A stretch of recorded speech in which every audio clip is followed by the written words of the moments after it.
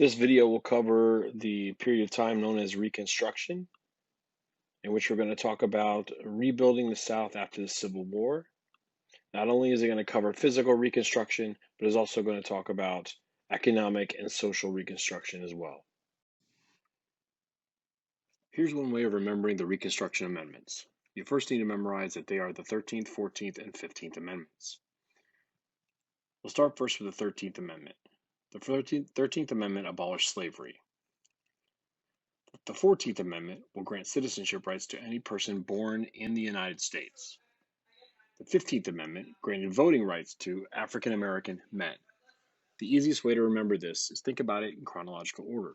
The first thing slaves want to do is they want to be free. Then they want to become citizens of the United States. Then finally, they want voting rights. Free citizens vote. That's an easy way to remember this.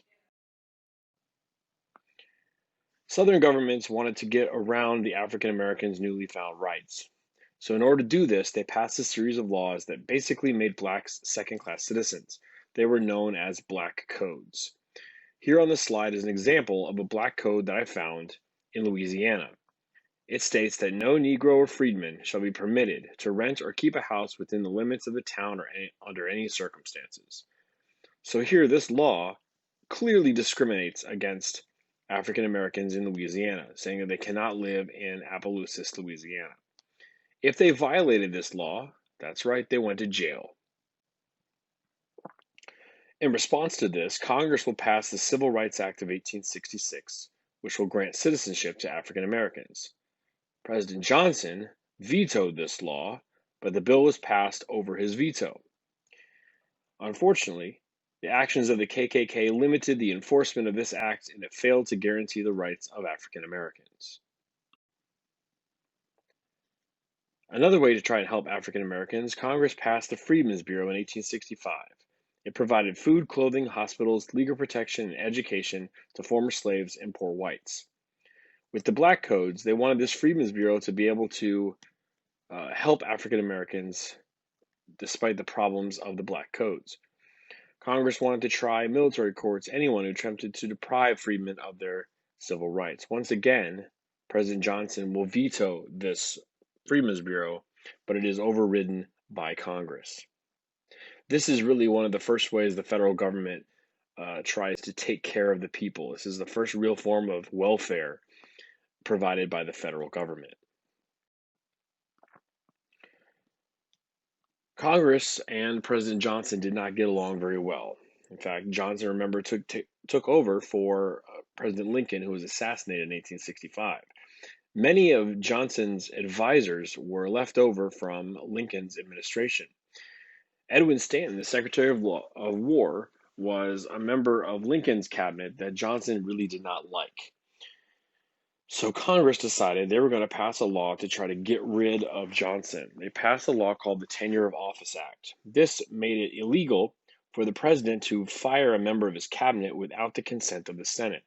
Well, President Johnson decided to fire Edwin Stanton anyway, and when the president violates a law, what happens next? Impeachment. So Johnson becomes the first president ever to be impeached. Impeachment, remember, is the process of removing the president. So he is impeached by the House and he goes to trial with the Senate. Remember, to remove a president, you must have a 2/3 vote in order to remove him. Well, the vote is 35 guilty, 19 not guilty, one vote shy of removal. While he retained office, Johnson's power was severely reduced. None of his vetoes were ever upheld during the last year in office, and he basically faded away. In the 1870s, Southern Democrats exercised their power through paramilitary organizations because the North controlled the South during Reconstruction. They were very angry with the North for forcing them to pass the 13th, 14th, and 15th Amendments. Vigilante groups will then spread all over the South to deal with the issue of former slaves wanting to exercise their newfound rights. This main group was known as the Ku Klux Klan. They will use violence to intimidate African Americans to not vote in the South. Over time, the Republicans paid less attention to the South. Democrats began to gain more and more power. These Democrats were known as redeemers. They wanted to kick the Republicans out of the South and keep African Americans from exercising their rights. One by one, these redeemers began to take over state governments in the South.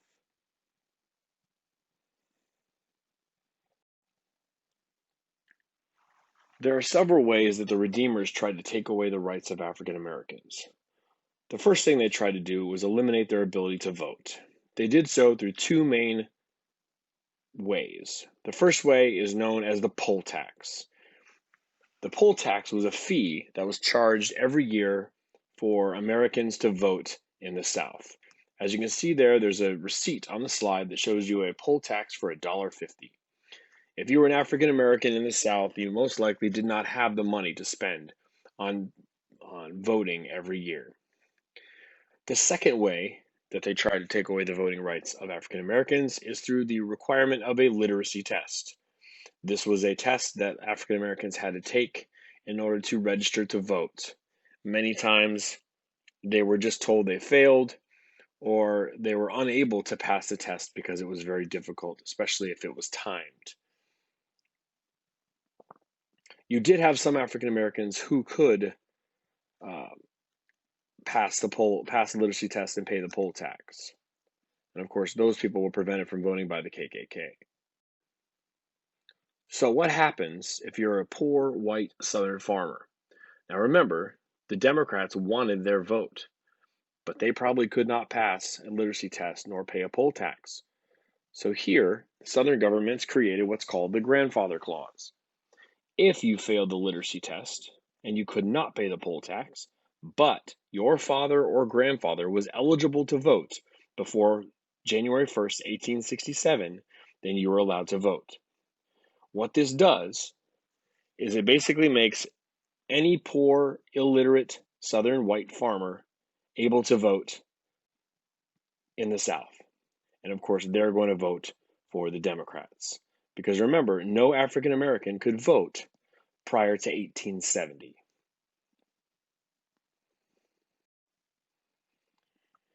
The second main way that African Americans lost their rights was in society. Southern states began to pass what were called Jim Crow laws, a collection of state and local laws that legalized racial segregation or separation. It was named after a black singing character known as Jim Crow. These laws, which existed for about 100 years, were meant to hurt African Americans by denying them the right to vote, hold jobs, get an education, or any other opportunity. Anyone who attempted to defy these Jim Crow laws often faced arrest, fines, jail sentences, violence, and even death. If you look at the pictures on the slide, these are several examples of signs that indicated segregation.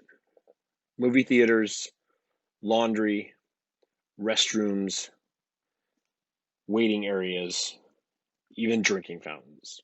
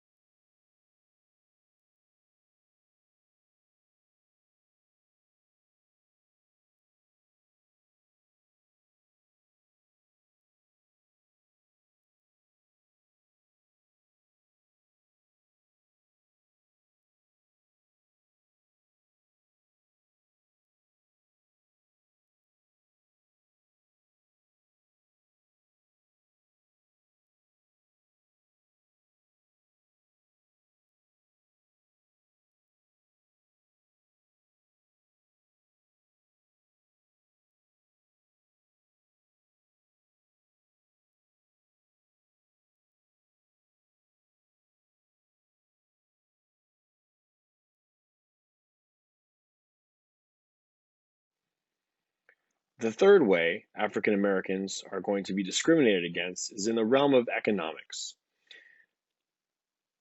African Americans were generally illiterate because they were not allowed to learn how to read and write under slavery. The only skill most Southern African Americans had was the ability to farm. And so, without any other job skills, they really had no way to make any money. So they only had these two options. One option was sharecropping. Under sharecropping system, they would have to give 50% of their crop that they grew for the year to the landowner. The landowner would provide tools, seeds, food, and clothing at a cost that they would have to pay back later on, therefore putting them in debt. Under the sharecropping system, most African Americans could not get out of debt because they never grew enough to pay off that additional debt. The other option was called tenant farming. This was really more for people who had their own tools, their own seeds, and their own ability to farm without any help. All they had to do was rent the land. Most of your poor whites were tenant farmers. Most of your African Americans who had been freed were sharecroppers. However, there were white sharecroppers and there were some African American tenant farmers.